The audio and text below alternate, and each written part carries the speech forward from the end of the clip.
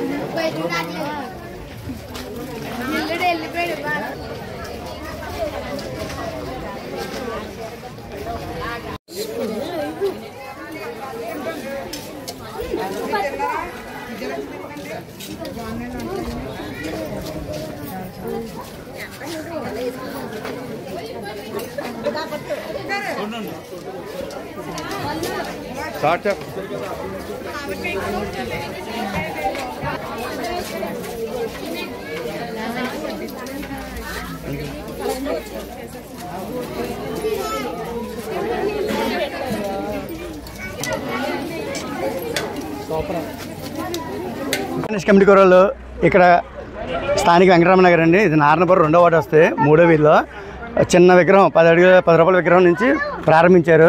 అంచెలంచెలుగా విగ్రహం సైజు కూడా పెరుగుతూ వస్తుంది. ఇలాగలాగే ఇలా వయసు పెరిగిపోతే విగ్రహం పెరుగుతూ వస్తుంది. అలాగే అన్నదానం అనేటప్పటికి నారాయణపురం వెంకటరామనగర్ 3వ వీధిలో బాలగణేష్ కమిటీ కూరలు పెట్టి అన్నదానం గురించి చాలామంది భక్తులు ఎప్పుడైనా అడుగుతుంటారు.